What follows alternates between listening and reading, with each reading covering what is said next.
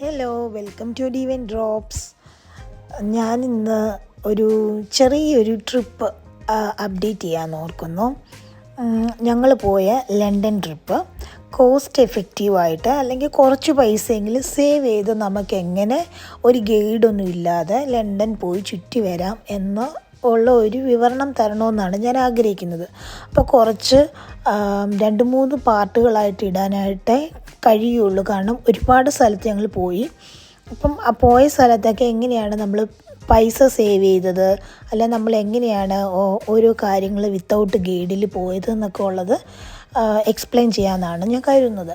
അപ്പം ഫസ്റ്റ് ഡേയിലെ നമ്മുടെ യാത്ര സ്റ്റാർട്ട് ചെയ്യുന്നത് മുതൽ ഞാൻ വീഡിയോ അപ്ലോഡ് ചെയ്യാൻ പോയപ്പം ട്രെയിനാണ് ഞങ്ങൾ പ്രിഫർ ചെയ്തത്. ബസ്സോ കാറോ ട്രെയിനോ അതൊക്കെ നമ്മുടെ ഇഷ്ടം പോലെ തന്നെ നമുക്ക് ചെയ്യാം. പക്ഷേ എൻ്റെ ഒരു കാൽക്കുലേഷനിൽ നമ്മൾ ട്രെയിനിന് പോകുന്നതാണ് കുറച്ചും കൂടെ കംഫർട്ടബിളായിട്ട് എനിക്ക് തോന്നിയത്. കാരണം നമുക്ക് റെസ്റ്റ്ലെസ് ആവത്തില്ല.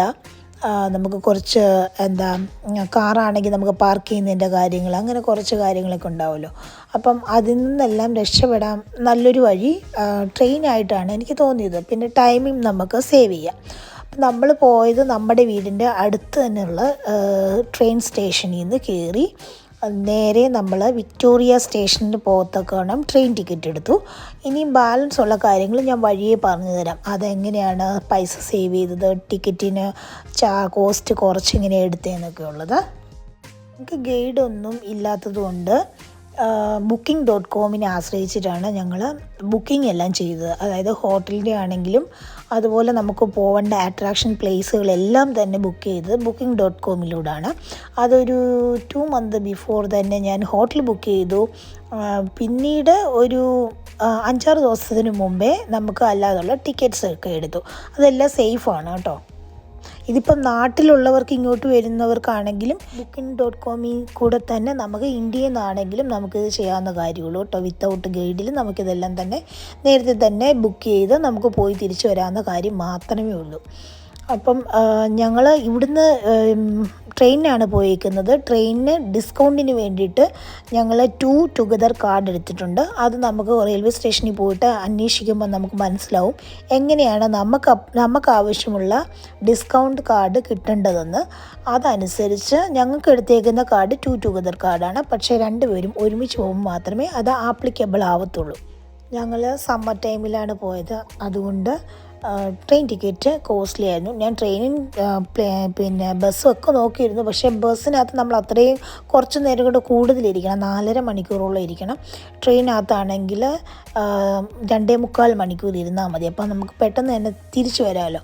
തിരിച്ചു വരികയും ചെയ്യാം. യാത്ര നല്ല കംഫർട്ടബിളായിരിക്കും. അതൊക്കെ ഊഹിച്ചിട്ടാണ് അങ്ങനെ എടുത്തത്. അപ്പോൾ ഞാനിപ്പം ഈ സമയത്ത് നോക്കുമ്പം 88 പൗണ്ടാണ് അപ്പ് ആൻഡ് ഡൗൺ കാണിക്കുന്നത്. സോ അത് നല്ല ചീപ്പായിട്ടുള്ള റേറ്റാണ്. ബട്ട് ഞാൻ പോയപ്പം 380 പൗണ്ടാണ് 2 പേർക്ക് up and down train ticket കാണിച്ചിരുന്നത്. ആഫ്റ്റർ ഡിസ്കൗണ്ട് 156 കിട്ടി.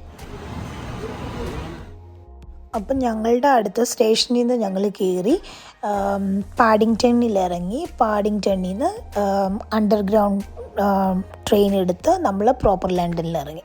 ലണ്ടനിലാണ് ഞങ്ങൾ സ്റ്റേ ചെയ്തത്, സെൻട്രൽ ലണ്ടനിൽ തന്നെ. അപ്പം അതിൻ്റെ വിശേഷങ്ങളെല്ലാം ഞാൻ പറഞ്ഞുതരാം.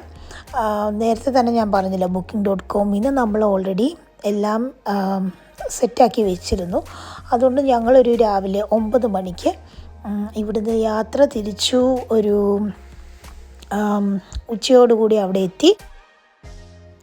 പാഡിങ്ടണിൽ ഇറങ്ങി. പാഡിങ്ടണിൽ നിന്ന് ട്യൂബ് വഴി വിക്ടോറിയ സ്റ്റേഷനിൽ ഇറങ്ങി. സ്റ്റേഷനിൽ നിന്ന് നേരെ ഞങ്ങൾ ചെക്ക് ഇൻ ചെയ്യാൻ വേണ്ടി ഹോട്ടലിലെത്തി. സാധനങ്ങളെല്ലാം വെച്ചതിന് ശേഷം ഫ്രഷ് ആയിട്ട് ഞങ്ങൾ ജസ്റ്റ് കറങ്ങാനായിട്ട് പുറത്തിറങ്ങി. അപ്പോൾ ഫസ്റ്റ് ഡേയിൽ നമ്മൾ ലണ്ടനായി കറങ്ങി. അവിടെയൊക്കെ കുറച്ച് സമയം സ്പെൻഡ് ചെയ്ത് തിരിച്ചു വന്നു. അപ്പോഴത്തേന് ആ ഡേ ഓൾറെഡി തീർന്നു. പിന്നീട് ഞങ്ങൾ ഹോട്ടലിൽ വന്നു. പിന്നെ അതിൻ്റെ അടുത്ത് തന്നെ ഒരു ശ്രീലങ്കൻ ഹോട്ടലുണ്ട് കേട്ടോ. അവിടെ ചെന്നിട്ട് ഞങ്ങൾ ഫ്രൈഡ് റൈസും മസാല ദോശയും കഴിച്ചിരുന്നു. ഇതാണ് booking.com ഞാൻ ഓൾറെഡി കാണിച്ചിരുന്നു. അതിനകത്തുനിന്ന് എങ്ങനെ നമുക്ക് ബുക്ക് ചെയ്യാമെന്നുള്ളത് ഞാൻ കാണിച്ചു തരാം. ഇതിനകത്ത് നമുക്ക് ഓൾറെഡി ഫ്ലൈറ്റ് ചെയ്യാൻ, ഹോട്ടൽ ചെയ്യാൻ ഒക്കെ ഉള്ള ഒരുപാട് ഓപ്ഷൻസ് ഉണ്ട്. ഇത് കണ്ടോ, ഇതേപോലെയാണ് നമ്മൾ ഹോട്ടൽ ബുക്ക് ചെയ്യുന്നത്. നമ്മളത് എല്ലാ ടേംസ് ആൻഡ് കണ്ടീഷൻ വായിച്ച് നോക്കിയിരിക്കണം. ഫോർ എക്സാമ്പിൾ ഞാൻ കാണിക്കുകയാണ്. ഇതിപ്പോൾ ഷെരീഫ് ഹോട്ടൽ അതിനകത്ത് കാണിച്ചിരിക്കുന്നത്. അതിനകത്ത് നമുക്ക് പ്രൈസ് കാണാം. അതനുസരിച്ച് ഞാനപ്പം കുറേ ഇങ്ങനെ നോക്കി വെച്ചിരുന്നു. എന്നിട്ട് എനിക്ക് ഓക്കെ എന്ന് തോന്നിയതാണ് ഞാൻ എടുത്തത്. അതുപോലെ ഇനി അട്രാക്ഷൻസ് നോക്കുവാണെങ്കിൽ അവിടെ നമ്മൾ അട്രാക്ഷൻസിൻ്റെ അവിടെ നമ്മൾ ക്ലിക്ക് ചെയ്യുമ്പം ഒരുപാട് കാര്യങ്ങൾ വരും. ഈവൻ ലണ്ടനായി അങ്ങനെയുള്ള ഓരോ കാര്യങ്ങൾ. പിന്നെ ഇതുവഴി നമ്മൾ booking.com വഴി നമ്മൾ ബുക്ക് ചെയ്യുമ്പോൾ ഒരു കുറച്ച് പ്രൈസിന് വ്യത്യാസമുണ്ട്. ആദ്യമേ തന്നെ നമ്മളിങ്ങനെ എഴുതി കൊടുക്കണം നമ്മൾ എവിടെയാണ് നിൽക്കുന്നതെന്നൊക്കെ ഉള്ളത്. അപ്പം ഞാൻ യുണൈറ്റഡ് കിങ്ഡം ലണ്ടൻ എഴുതി കൊടുത്തു, ഡേറ്റ് കൊടുത്തു. അപ്പോൾ അതിന് ശേഷം നമ്മളത് സെർച്ച് ചെയ്യുമ്പം നമുക്ക് ഓരോ കാര്യങ്ങളും കാണാം. ഫസ്റ്റ് ലണ്ടൻ ആണ് കാണിക്കുന്നത്. ഇതിൽ ഇവർ 32 പൗണ്ടാണ് കാണിക്കുന്നത്. ബട്ട് നമ്മൾ ഡയറക്റ്റ് പോയി എടുക്കുമ്പോൾ 45 പൗണ്ടാണ്. അതുപോലെ തന്നെ നെക്സ്റ്റ് നമ്മളിപ്പം hop on hop off bus tour കാണിക്കുവാണെങ്കിലും 45 പൗണ്ടാണ് അവർ ചാർജ് ചെയ്യുന്നത്. നമ്മൾ ഇത് booking.com വഴി എടുക്കുവാണെങ്കിൽ 35 പൗണ്ട് സംതിങ് ആവത്തുള്ളൂ. അതുപോലെ തന്നെയാണ് നെക്സ്റ്റ്. അതുപോലെ തന്നെ മാഡം ടീസോട്ട്സ് അവിടെയും അതുപോലെ 45 പൗണ്ട്സ് ആണ് നമ്മൾ അവിടെ ചെന്നെടുക്കുമ്പം. ഇവിടെ കണ്ടോ 32 പൗണ്ടാണല്ലോ. അത് ഈച്ച് ആൻഡ് എവറിത്തിങ്ങിനും അതുപോലെ തന്നെ അതിനകത്ത് ഡിസ്കൗണ്ട് ഉണ്ട്. അപ്പം മാക്സിമം ഇതിൽ നിന്ന് തന്നെ എടുക്കാൻ ശ്രമിക്കുക. ഇതൊരു പ്രമോഷനോ അങ്ങനെ ഒന്നുമല്ല കേട്ടോ. ഞാൻ എങ്ങനെയാണ് എടുത്തത് എന്ന് കാണിച്ചു തരുന്നത് മാത്രമേ ഉള്ളൂ. ഹോട്ടൽ ആദ്യമേ ബുക്ക് ചെയ്ത സമയത്ത് തന്നെ എനിക്കൊരു 8 പൗണ്ട് എൻ്റെ booking.comൻ്റെ അക്കൗണ്ടിലേക്ക് തിരിച്ചു വന്നു. 8 പൗണ്ട്. സോ അത് ഞാൻ ടിക്കറ്റ് എടുക്കാൻ വേണ്ടിയിട്ട് യൂസ് ചെയ്തു. അപ്പോൾ അങ്ങനെയും എനിക്ക് കുറച്ച് സേവിങ് അല്ല, കുറച്ച് നമ്മൾ സേവ് ചെയ്തു പൈസ. അപ്പം ഞാനിത് പറയാൻ കാരണം ഞാൻ അവിടെ ചെന്നിട്ട് ഓരോത്തിൻ്റെയും ഇപ്പോൾ ഈ ബസ് ടൂറിൻ്റെയൊക്കെ കാര്യമാണെങ്കിലും ഞാൻ ഫസ്റ്റ് ഡേയിൽ ബസ് ടൂറിൻ്റെ എടുത്തിട്ടില്ലായിരുന്നു. അപ്പം ഞങ്ങൾ അവരോട് ചോദിച്ചപ്പോൾ അവർ പറഞ്ഞു 45 പൗണ്ടെന്ന്. അപ്പോൾ ഞാൻ ഇതെല്ലാം സെർച്ച് ചെയ്ത് വെച്ചേക്കുന്നതുകൊണ്ട് എനിക്കറിയാമായിരുന്നു booking.comൽ കൂടി ചെയ്യുമ്പോൾ 35 പൗണ്ടേ ഉണ്ടായിരുന്നുള്ളൂ എന്ന് എനിക്ക് അറിയാവുന്നതുകൊണ്ട് ഞാനത് അന്ന് വിട്ടു. തിരിച്ച് ഞാൻ റൂമിൽ വന്നിട്ട് ഞാൻ പിന്നീട് ബുക്ക് ചെയ്തു നെക്സ്റ്റ് ഡേയിലേക്ക്. അപ്പം 2 പേർക്കും കൂടി അന്ന് ഞങ്ങൾക്ക് ആയത് 70 പൗണ്ടാണ്. അതായത് 35 പൗണ്ട് വെച്ചിട്ട് 2 പേർക്കും കൂടെ. അപ്പോൾ അതാണ് ഞാൻ പറഞ്ഞത്, നമ്മൾ ഇതിനകത്തൂടെ ഇതെങ്ങനെ കുറച്ചെങ്കിലും പൈസ അവിടെ എടുക്കാൻ പറ്റുമെന്ന്. കാരണം ഒരാളാണെങ്കിൽ പ്രശ്നമില്ല, ഒരു വീട്ടിൽ നിന്ന് ഒരു 4 പേര് ഓരോ ടിക്കറ്റിൻ്റെയും പ്രൈസ് വെച്ച് നോക്കുമ്പം അതൊരു ഹ്യൂജ് എമൗണ്ടായിട്ട് മാറും.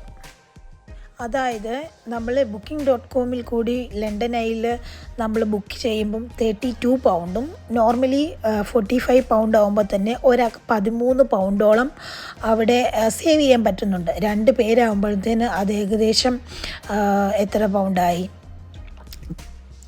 26 പൗണ്ടായി.